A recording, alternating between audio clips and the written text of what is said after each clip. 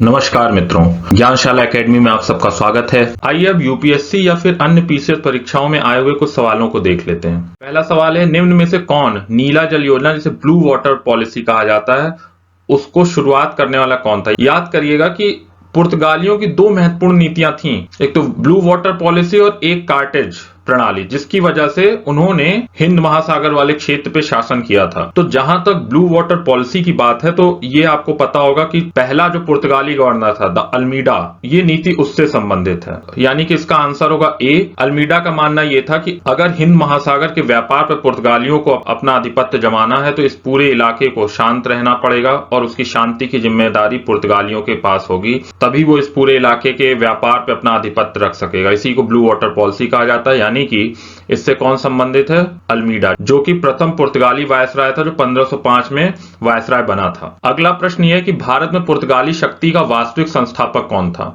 याद करिए, जब हम पुर्तगाली कंपनी के बारे में पढ़ रहे थे तो हमने कहा था तीन प्रमुख गवर्नर हैं या तीन प्रमुख वायसराय हैं पुर्तगालियों के। पहला वायसराय था जो महत्वपूर्ण था द अल्मीडा, दूसरा अल्बुकर्क और तीसरा तिकुन्हा था। इसमें से जो अल्बुकर्क है जो 1509 में गवर्नर बना था, उसी को पुर्तगाली शक्ति का वास्तविक संस्थापक माना जाता है, क्योंकि 1509 से 1515 तक इसका कार्यकाल रहता है एज अ वायसराय, और इसने 1510 में बीजापुर के आदिलशाह सुल्तान से गोवा को जीत लिया था। माना यह जा सकता है कि गोवा की विजय के साथ ये जो पश्चिमी समुद्री तट था भारत का, उस पर पुर्तगाली आधिपत्य स्थापित हो गया और इसी को भारत में पुर्तगाली राज की स्थापना भी माना जा सकता है। याद करिए, जो गोवा 1510 में पुर्तगाल जीतता है, इसको खाली करता कब है पुर्तगाल? 1961 में जाकर। तो इस तरह से अल्बुकर्क को ही भारत में पुर्तगाली शक्ति का वास्तविक संस्थापक माना जाता है, इसलिए इसका आंसर होगा बी। अगला क्वेश्चन देखते हैं, भारत में यूरोपीय शक्तियों के प्रवेश के संदर्भ में निम्न में से कौन सा कथन सही नहीं है? पहला, पुर्तगालियों ने 1499 में गोवा पर कब्जा किया था,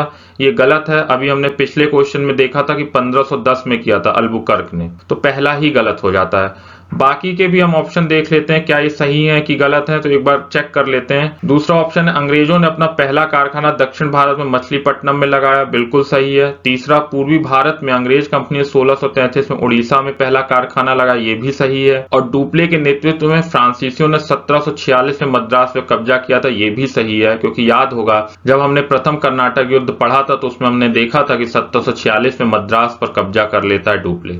तो इस तरह से पहला ए ऑप्शन ही गलत है, इसलिए इस प्रश्न का उत्तर ए होगा।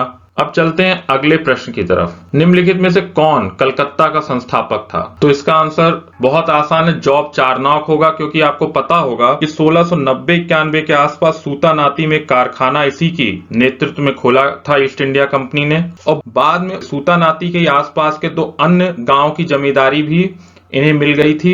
दो अन्य गांव कौन से थे? गोविंदपुर और कलिकाता। इन्हीं तीनों गांव को मिलाकर कलकत्ता शहर जॉर्ज चारबाग ने बसाया था, इसलिए इस क्वेश्चन का आंसर होगा बी, जॉब चारनॉक। अगला प्रश्न है, वर्ष 1613 में अंग्रेजी ईस्ट इंडिया कंपनी को कहां एक कारखाना स्थापित करने की अनुमति मिली थी? तो आपको पता होगा कि 1613 में जहांगीर सूरत में अनुमति दे देता है। हालांकि हमने इस पर चर्चा की थी कि अनुमति 1608-9 के आसपास भी मिल जाती है, लेकिन वहां पे उस समय सूरत में कारखाना बना नहीं पाते हैं ईस्ट इंडिया कंपनी, जो बाद में पुनः अनुमति 1613 में मिलती है और तब जाकर सूरत में अंग्रेज अपना पहला स्थायी कारखाना बनाते हैं। याद करिए, हमने इस पर चर्चा की थी। अस्थायी कारखाना पहला मसूलीपट्टनम में बनता है, लेकिन स्थायी कारखाना पहला सूरत में बनता है और मसूलीपट्टनम में फिर दूसरा स्थायी कारखाना भी बनता है, इसलिए इस प्रश्न का उत्तर डी होगा। नेक्स्ट क्वेश्चन की तरफ चलते हैं। निम्नलिखित में से कौन सा प्रथम यूरोपियन व्यक्ति था जिसने भू क्षेत्र अर्जित करने के उद्देश्य से भारतीय राजाओं के झगड़े में भाग लेने की नीति आरंभ की थी? तो आपको पता होगा ये वक्तव्य डुप्ले के लिए कहा जाता है।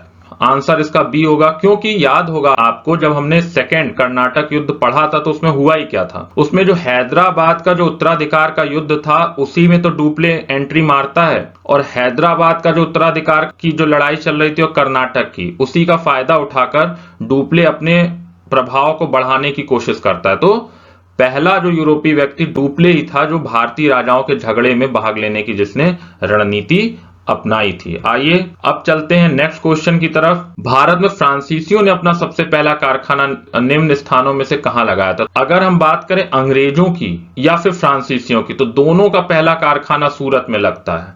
यानी कि इसका ऑप्शन ए होगा। पहला कारखाना दोनों ही कंपनियों का सूरत में लगता है और दोनों ही कंपनियों का दूसरा कारखाना मसूलीपट्टनम में लगता है। याद रखिएगा इस चीज को। नेक्स्ट क्वेश्चन है कि फ्रांसीसी ईस्ट इंडिया कंपनी स्थापित हुई थी किसके कार्यकाल में?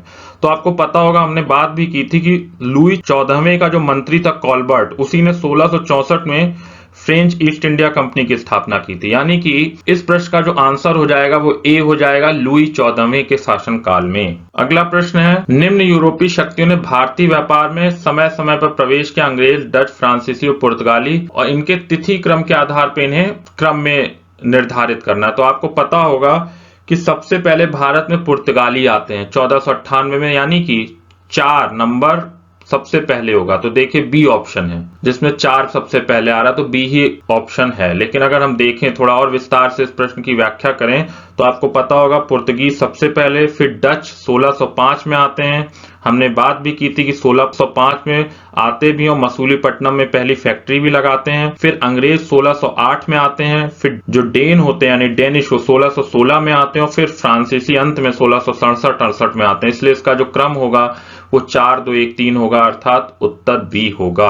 आशा करता हूं आपको ये लेक्चर पसंद आया होगा, और अगर पसंद आया हो तो लाइक करें और सब्सक्राइब करें हमारे चैनल को, और अधिक से अधिक लोगों को इससे जोड़ने का प्रयास करें ताकि ज्ञान की धारा रुकने ना पाए और अधिक से अधिक लोगों तक पहुंच पाए। जय हिंद।